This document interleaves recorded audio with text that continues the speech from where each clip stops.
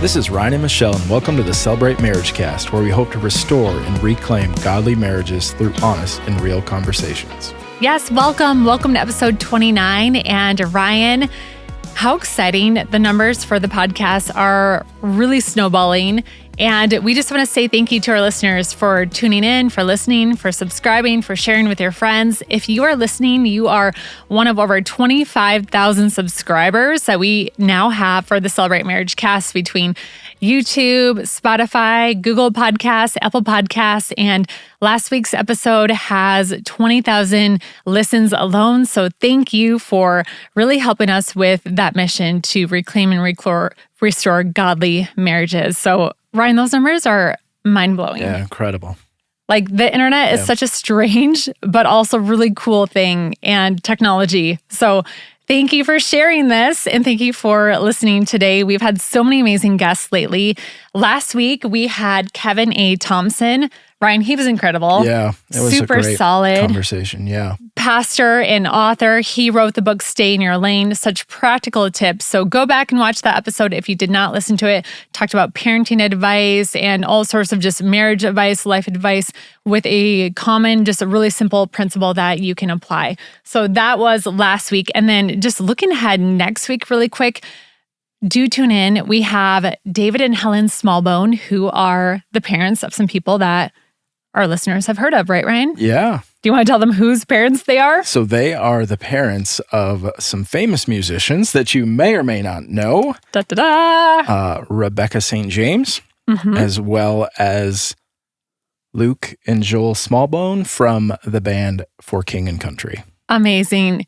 And they are just incredible people. Such an amazing story. There's an upcoming movie about them, Unsung Hero. So we really want to just start talking to them about that story and helping to promote the movie. It's so good. We got a chance to see that movie last week. Yeah. We got a private sneak preview link, and that was incredible. So cool with Mother's Day around the corner. Such a great movie coming out at the end of this month. So back to today, Ryan, we have another amazing guest. And this guest, our viewers probably and listeners have heard of from our previous episode. We are excited to welcome back Tony Boer. Welcome to the show, Tony. Thanks. I must have passed the test, so I get to come back, right? You did. All right. Yes. And for our listeners, Tony, if you recall, is a licensed therapist, author, and coach. He practices at Sioux Empire Christian Counseling in Sioux Falls, South Dakota. He is a licensed therapist specializing in marriage, and he has accumulated over 20 years of experience in assisting couples in overcoming various challenges such as infidelity,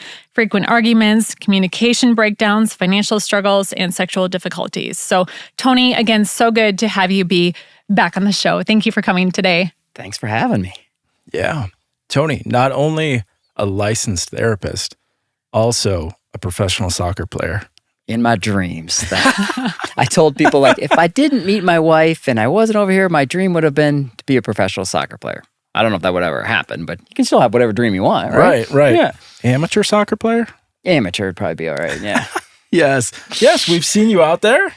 Yeah, moving. It's just fun, right? Yeah. And it's a good therapy, good exercise, good fun, just to be around other people. Yeah. So I love it. Tony, Absolutely. You were zipping around the field. When we saw you the other week, it was so cool. First, now that we know you, to like see your team playing, but you were zipping. Yeah, you say that, but really that was fast. the beginning of the game. I wasn't zipping towards the end of the game, right? I don't last very long, but It's it was still all right. fun. The part we saw was very impressive. Very impressive. Yes, Yeah, absolutely. got some wheels. Well, thank you. Awesome. Well, Tony, Michelle kind of pointed this out, and I think this is a great segue leading into next week's episode. Just really about looking at marriage and parenting, or maybe marriage in the middle of parenting. So, everyone listening, and is married, we know that marriage is hard work.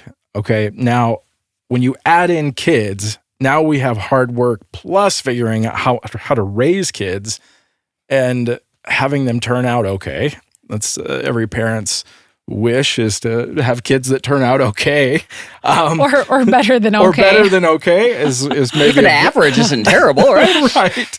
So just to get them to survive and be alive and well. Right. Yeah, right. So to all of you out there who are married, congratulations. And those who are married with kids, double congratulations. Yeah. So nice. The truth is marriage and family requires a lot of work. And we know that it can be rewarding, but can also be a great challenge. So, Tony, let's talk about this topic of marriage and parenting and how we can succeed as parents, knowing that we need to spend time with our kids, but also knowing that the health of our marriage is important as well. Right. And just know that it's really hard, right? What do kids take to be healthy and successful? Time and energy. What does a marriage take to be healthy and successful? Time and energy. Right? What do you have the least of? Time and energy. Right. So it's a kind of a bad setup, right? And there's a lot of statistics that say that when your marriage satisfaction starts high, then when you have kids, it goes down and kind of stays lower until your kids gradually get out of the house, right? So hopefully with this podcast, what we can talk about is, can we make that dip not quite so big, right? Yeah. So that we can balance that out a little bit. And what's the trickiest is it starts with, where are you spending your time and energy, right? Are you spending your time and energy being a mom and dad or a husband and wife? And most of the time when you have kids, you're spending your time being a mom and dad. And if you happen to go, man, I don't really feel connected to my wife, that's probably because you guys are spending more time doing mom and dad jobs and being a mom and dad. And just learning how to even just change that perspective. What do you do? Are we working on mom and dad stuff? Or are we working on husband and wife stuff? And you have to be really aware because it starts really easy and unintentionally, right? So if I come home and I'm like, hey, I got 30 minutes, Michelle's my wife too. Right. We got to clarify that. Yeah. I got 30 minutes, Michelle. Do you want me to spend that with the kids or would you like to spend that with you? She's going to go, just spend it with the kids, right? And if my wife says, hey, Tony, I got a few minutes. Should I spend it with the kids or with you? I'm going to do the same thing. Spend it with the kids. So we, out of this noble, unintentional thing, give to the kids, give to the kids, give to the kids. And then all of a sudden I'm like, I'm feeling really left out. And I did that. I was taking one for the team. My wife takes one for the team, but it doesn't always work that great. And you'll hear lots of marriage therapists and research say, hey, put your spouse before your kids. That sounds really good and sounds pretty cool. It's really not practical, right? We're probably going to put our kids before our spouse. And that's okay. We just need to try and get that balance a little bit better. Sure. So if connection is the key, like how do you find that balance? Because I think it's one of those things that's like easier said than done, but how do you find that balance? How do you find that time to connect? Yeah, you have to be really wise with your time, right? And smart. So there's going to be times where you have to carve out and do stuff outside of with the kids, right? And so there's ways you can work on your marriage or work on your husband-wife jobs with the kids, and there's ways that you can do it without the kids, right? And some of the ways doing it without the kids are obviously pretty easy, right? We've even talked about that. Just go on a date night, right? Yeah. Have a 20-minute talk. Sure. Right? But the 20-minute talk can't have any kids' business. It's just you guys' stuff. Being just wise with your time as far as make that a priority, right? With date night, you can postpone it, just can't cancel it. So you may have to change it around, right? But be intentional, put that on there.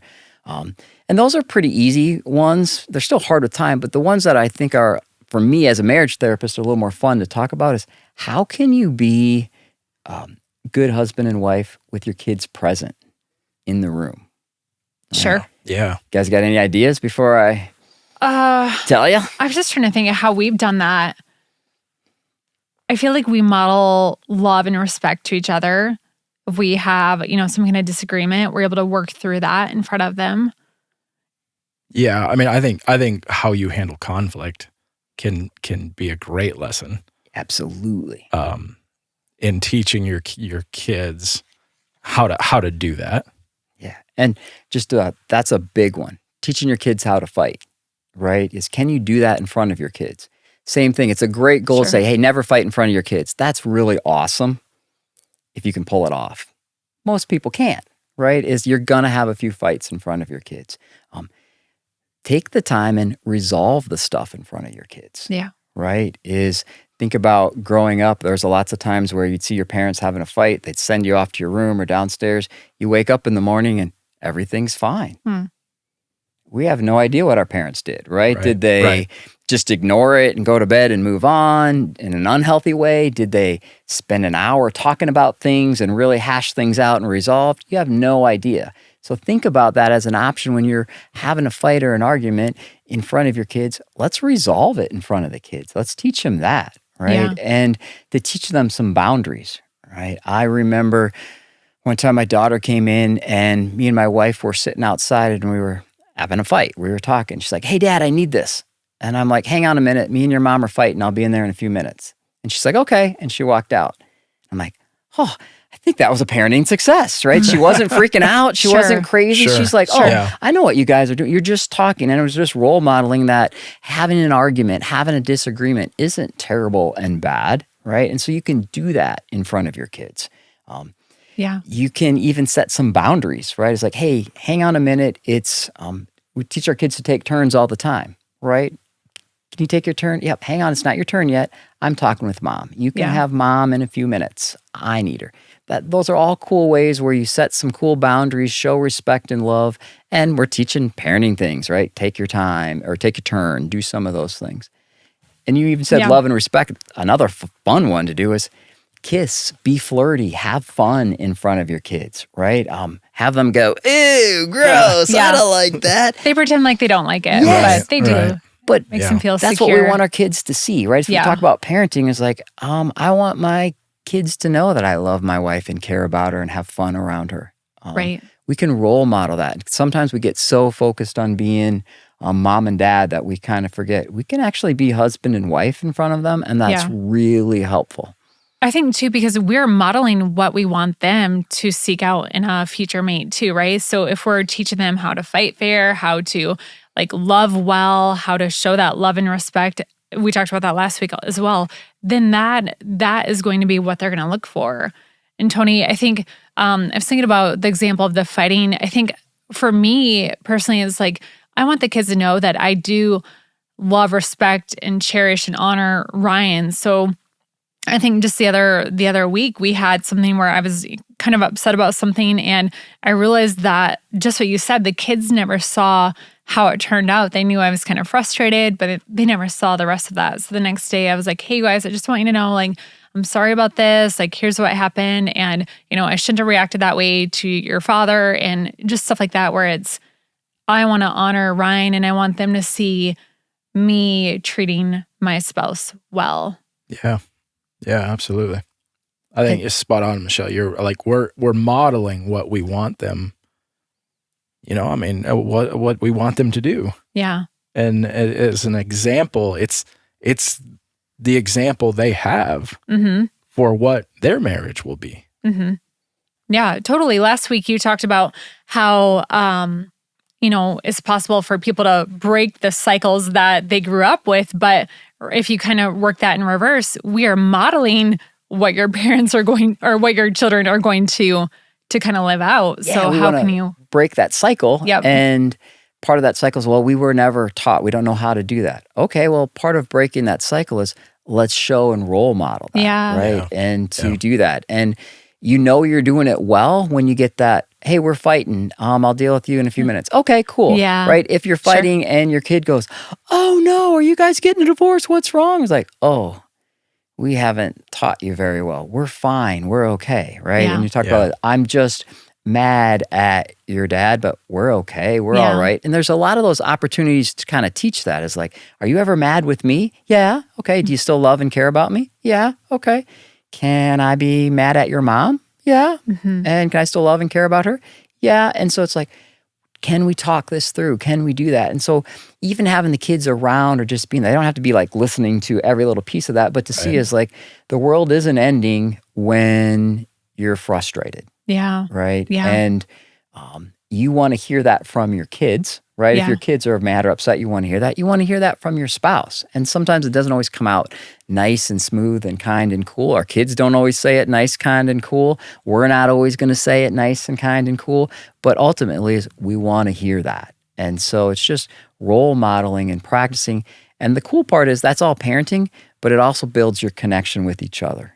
Right? You're working on that husband-wife thing. So when you're like, hey, I want to show my kids love and respect, that I love and respect him. You actually get to feel that too. It's like, man, that felt actually pretty cool. Or when she goes, imagine how it feels for you if you're in the room or hear that. It's like, hey, just so you know, me and your dad solved that. It was pretty cool and we're good. Wow, that feels good. Yeah, absolutely. Right. Yeah. Yeah. I don't think we realize how much it probably... we as parents realize how much it probably does impact the kids to watch that. So I love that what you said, Tony, about just having that conversation with them so they know like, hey, we're going to work it out. You know, we're committed to each other. Ryan, do you remember, it's been a while now, but Thomas was reading a book. He's a really, really advanced reader. So we have to sometimes be careful that sometimes he's getting a little ahead of his age with the content. And he was reading a book about kid or whatever that his parents were getting divorced, and we had an argument or like a disagreement, and Thomas had said like, I could tell someone was weighing on him, and I was like, hey, like, are you okay, buddy? Do you remember that? Yeah. It was like, I remember standing there in the kitchen having this conversation, and he was like, I'm just worried something really bad is gonna happen. And he couldn't even say it, and I was like what? And he was like, well, like in my book. And he had shared a couple of days prior that, hey mom, this is happening in my book. And I think he's at an age where, you know, his classmates, you know, are from two-family homes and blended homes and stuff like that. So, but I appreciated that he could talk to me about that. And then I was able to say like, oh, buddy, no, like your dad and I are committed to, we're going to have disagreements, but we're committed to not letting the sun go down in our anger. We're going to make it right before we go to bed. We love each other and we're going to, you know, work this out. This is a little disagreement, but to like reassure him that, hey, we're on the same team. Yeah, and I think I might have said that too. We're on the same team. And notice when he says that, it becomes really easy. It's like, oh, you're worried about like worst case, we're good. Right? Yeah. I'm just a little upset. We'll figure it out. And even by that time, it's probably already solved. And it's like, oh, I can come in here, we can talk, and we're good, buddy. Yeah. But that's actually a healthy thing. You want your kids to be able to ask and talk and see and role model that. And so, because if the answer is, how do you want your kids to be married? Do you want them to sit and never express their feelings and keep it all inside and be miserable? No, we don't want that. It's like, no, we want to share them. And that's what was happening. And he got to see that, right? Sure. And ideally, it's way better to show those things than like the second a little tension comes, like, everybody to the room, right? It's like, no, hang in there a little bit. Yeah. So, Tony, if connection is key, what would you say are maybe some warning signs, those kind of flashing lights for couples who may be headed in the wrong direction and need to take some course correction? Yeah. So if you're not feeling connected, one of the easiest things is you start feeling resentful, right? You get angry, you get upset, you keep score, right? You always feel like you're one down, you're doing more work than the other person's doing. And that's just a sign that connection's just getting further apart. Right? If you feel like, hey, I'm doing 90% of the work here. You probably are, but what that also means is your spouse is also doing 90% and you don't know it, right? It takes 180 to raise a kid healthy anyways, right? It takes a lot of stuff. And so when you have that feeling of like, I'm doing this all by myself, I'm not getting any help, that probably means because you're spending more time being mom and dad, you're doing your tasks, you got your head down, you're doing your stuff, you're working, you're putting the kids to bed, you're doing all that stuff, but you're not connected. And then you start getting angry and resentful. And that will show up in your conversations, right? You'll hear it. It's like, I did this, I'm so tired. You wouldn't believe all the stuff I had to do today. What did you do today? And all of a sudden it starts to become this competition. Who works harder, who's tired, who's doing more for the family. And it's just that example of we're missing each other. Yeah, I think that's so common. I think we hear that a lot in couples, Michelle, of, just people we've talked to, like, they never do this or they never do that. I always do this. Mm-hmm. Yeah, or they're easily able to pull up like a record of like, I did this, they did this, but I don't even think I could remember. Well, I know that you just did the laundry, but like we just alternate. It's just like ebb and flow. Like sometimes I do laundry, sometimes you do it, sometimes I do dishes, sometimes, you do. Right. It's like, I don't really have a running record of like who did what last. Yeah, and you can hear that in people's conversations. And that's the way you guys are doing it is really healthy. It's like, oh, we don't have like this person does this. We just kind of work. And how do you know that ebb and flow is? It's that connection. Oh, I can't quite get to this. Can you get to this? Yep, sure. Okay. If you start keeping that score and keeping that list, and you'll hear it how people talk. Well, he does this. He never does this. I had to do this. She had to do that. It's like, oh man, you're keeping score. Yeah. Right. And it's really weird when you keep score, you're always one down. Right. Sure. Whenever we keep score, it's not like, well, I'm doing the least and she's doing more. No, we always think we're doing the more. And so it just gets to be a mess. Right. And so you just want to listen for that conversation. If those are the conversations you're having where you're feeling like I'm doing everything and my spouse doesn't know what I'm doing, you just want to change that around a little bit. Right. So in having this conversation of competition, right, you just want to validate, hey, I see all the stuff you're doing. Tell me all the stuff you're doing. Start to build that connection there a little bit, validate each other instead of trying to compare who's busier and who's doing more. How do they start that conversation? Because maybe their perception it really is that they can't see what their spouse is doing. Is it just like, they're not going to come up and say like, so what are you doing? Like, how do they have that first step in that conversation? Well, most healthy conversations usually start with a little bit of a fight. Right? So it's like, how do we start? There's a little friction, right? Is there something not quite going right? Something's not going. So how do you have this? Like when you have that friction, like, hey, what's going on here? Something doesn't make. And if you can just question, that helps a ton. Something doesn't make sense to me. Why? I know you love me and I know you care about me, but I feel like I'm busting my butt doing everything here. What's going? What am I missing? Right? It's like, oh, well, here's what I've been doing. Here are the things you're missing. Here's what's going on. And so it always sounds nice to kind of go like, hey, right? Therapists always, we say this stuff. And then I followed up with, in the real world, it'll sound like this, right? In therapy world, it sounds like, ask your wife how she's feeling and what's going on. Okay, that's the concept. In the real world, it's like, what are you doing? This makes no sense to me. I'm frustrated. And so like it'll start with a little bit of friction, but if you can hang in there and goes like, all right, the friction means we're not on the same page. We got to figure out this connection. Let's actually figure out what we're missing, all right? Where are we losing this? What's going on? And as you solve it, it becomes really easy. Oh, I know why I'm not connected to my wife. I've just been busy running to soccer practice, doing this, doing these things. She's doing this and this. That's why I'm not connected. It's not because I'm busting my butt and she's doing nothing. And when she starts to tell me, hey, Tony, here's the stuff I've been doing, I'm like, oh man, I didn't even think about that. I didn't even know that. She's like, well, I made supper. I did this. I'm like, oh yeah, I guess there was a whole list of things that was happening while I was gone or I was in a different spot. And you're not going to always start those conversations nice, but once they get that friction, if you can just slow down and go, what are we missing here? Yeah. Sure. Yeah. That's, I think too, that like kind of like what you said, they're probably doing a ton that you don't see. Like I thought of this the other day, Ryan. I was doing dishes. I don't know why we buy anything that does not have to go or that cannot go in the dishwasher, but like our son has some like plastic cups and special plates or like those twisty straws. Worst idea ever. Yeah. Oh my gosh. Why? Like they're so hard to wash. You know what I'm talking about, Tony? Like they get a little the milk cottage straws. cheese starts Yeah, growing like, in the oh middle. my Yeah, gosh. I know what you're talking about. So I was washing dishes. It felt like for an hour and it looked like I looked at the drying mat. And I'm like, oh my gosh, if like Ryan's going to come home from work and it doesn't even look like I had made a dent on anything.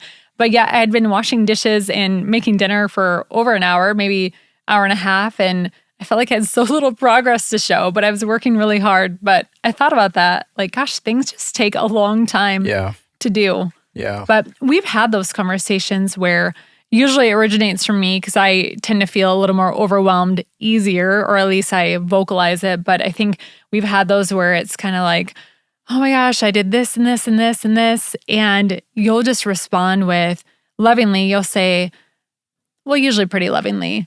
Sometimes it may be a little frustrated just because you're you're like, oh my gosh, I'm doing all this stuff. But you'll usually list like, hey, well, I'm sorry I didn't do that, but I was doing, I was taking care of the kids and I did this. And it kind of like jars me like awake or whatever. And it just kind of opens my eyes. And usually I'm able to then realize, oh my gosh, I'm so sorry.